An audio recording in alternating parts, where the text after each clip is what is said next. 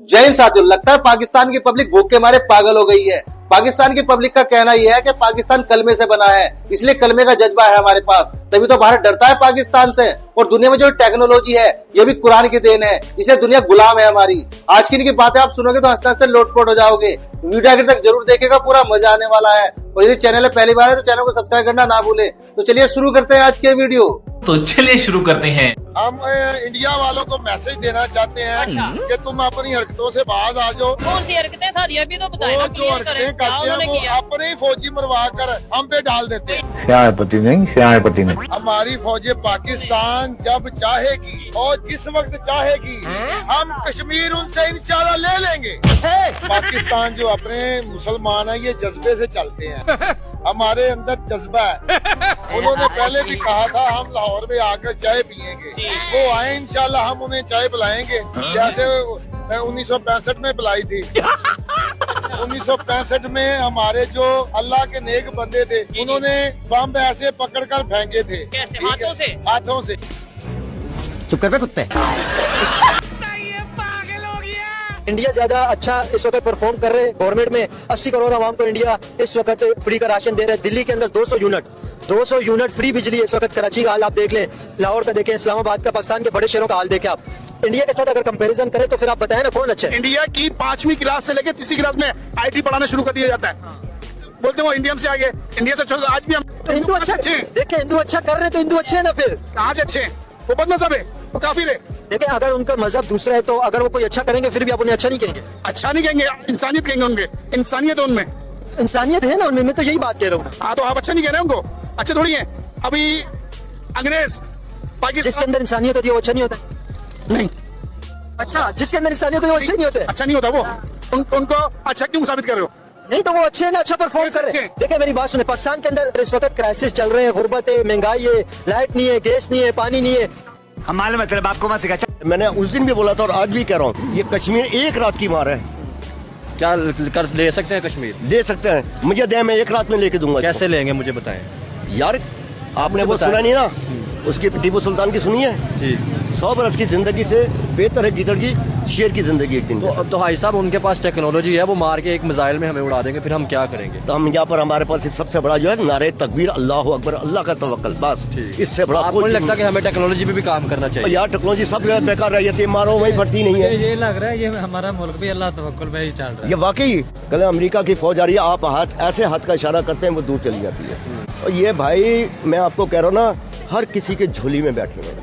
बिल्कुल। और हम मतलबी हैं। तो इसका मतलब भाई साहब फिर हमारा अपना ही कसूर है। हमारे अपने कसूर है। इस सज्जन को क्या तकलीफ है भाई,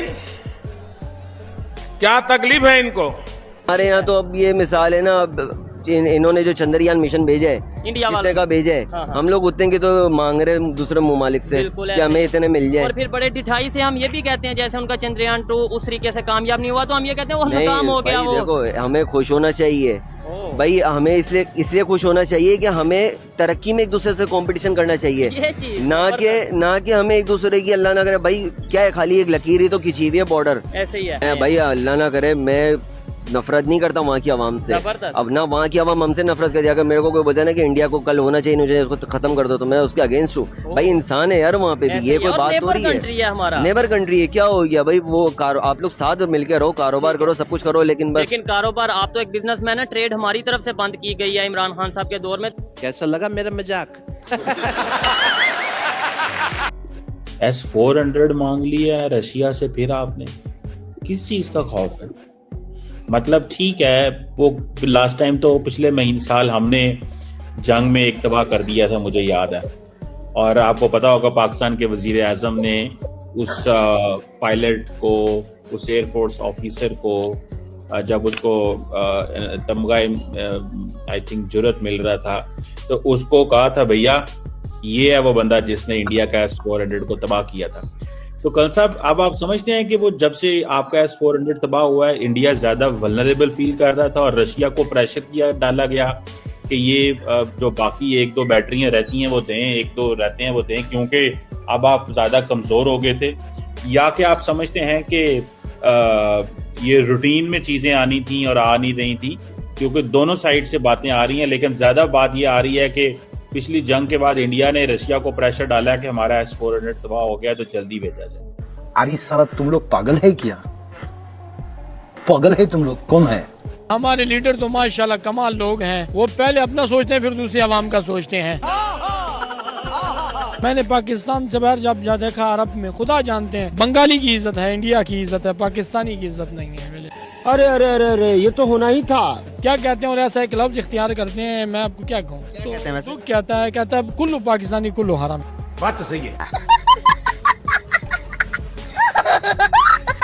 मिडिल ईस्ट सारा घूमने के बाद ये आपने जायजा निकाला कि वो पाकिस्तान को खबीज कहते हैं, हरामी कहते हैं। अब मैं क्या कहूँ उनको, दिल सड़ता है, दुखता है। हालांकि पाकिस्तान एक मुसलमान मुल्क है, पूरी दुनिया पर छाने वाला मुल्क है। अगर ये ईमानदार हो जाए ये पूरी दुनिया को फतह कर सकता है।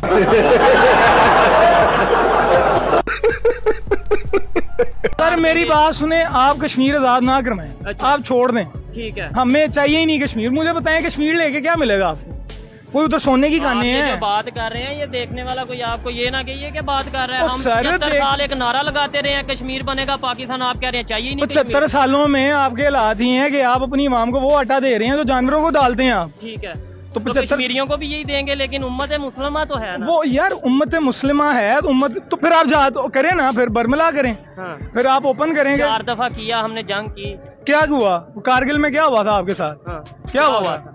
वो जब फौजें आपने नीचे बुलाई थी, 71 में स्कूटर रखा हुआ, 90,000 फौजियों ने सरेंडर किया, 93 ने जी। तो क्या हुआ? ठीक है, आप बांग्लादेश आपने बना दिया, कश्मीर आजाद नहीं हुआ। ठीक है, यानी कश्मीर आजाद करने के चक्कर में हम वो एक अपना वो गवा बैठे हैं। नहीं बात ये है कि वो मुनाफिक हैं। हिंदू कभी भी मुसलमान के साथ फेर नहीं हो सकता, चाहे वो जितना मर्जी अच्छा बन के दिखा दे, वो कभी फेर नहीं हो सकता। शाबाश। हिंदू हिंदू हिंदू क्यों करते रहते हैं हम? चाइना के बारे में क्यों नहीं कहते हम कुछ? अबे तुझसे भिखारी बताना। असल में बात ये है, चाइना को हमसे मफाद है। वो ये मफाद है, उसके पास जमीनी रास्ता कोई नहीं है। हमारे पास जमीनी रास्ता, वो हमें यूज के लिए इस्तेमाल कर रहा है। ठीक है, समझिए आप। हमें बेनिफिट भी दे रहा है, हमें कर्जे भी दे रहा है। हमें नॉन मुस्लिम याद आते हैं, हमें क्या पैसे मिल रहे हैं ना। जाहिर है जी, जो खिलाता है उसके गुण गाने हैं। दुनिया में लोगों के एक बाप होते हैं, हमारे 5.5 लाख बाप। गजब बेइज्जती है।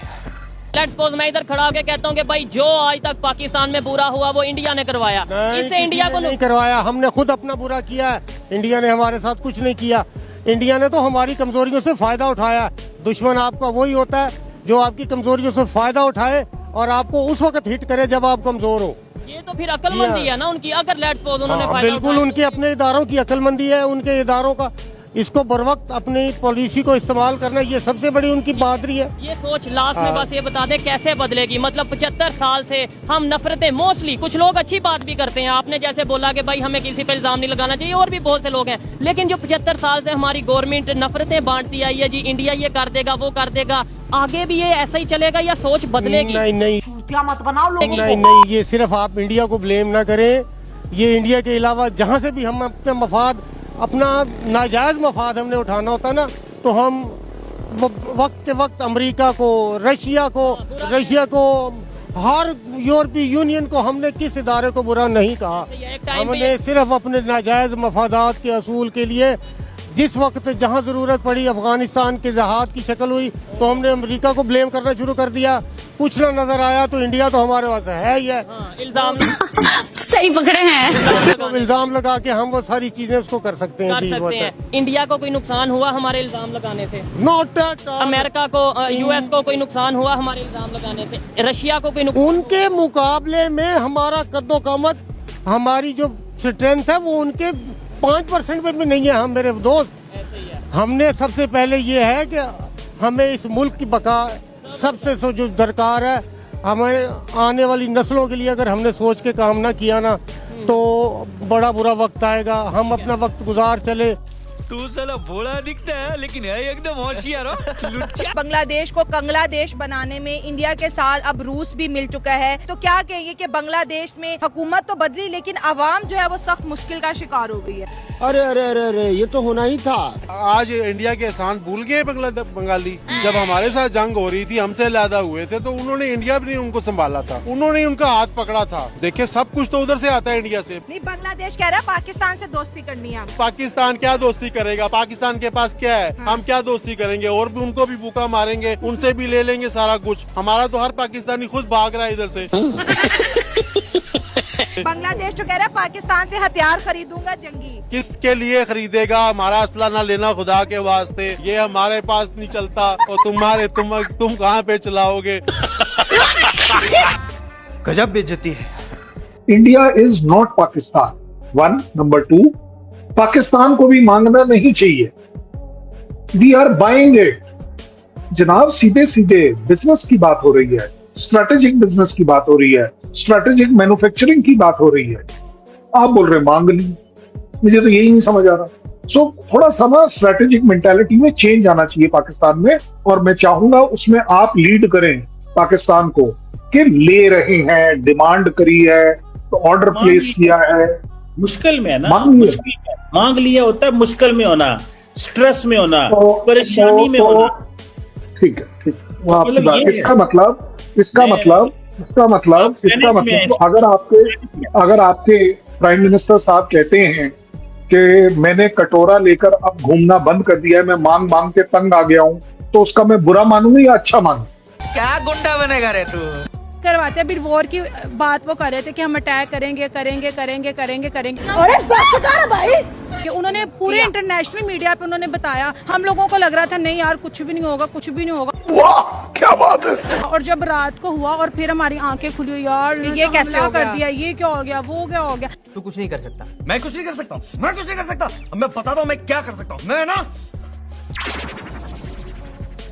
क्या कर सकता हूँ यार? तो फिर हम कुछ नहीं कर सके।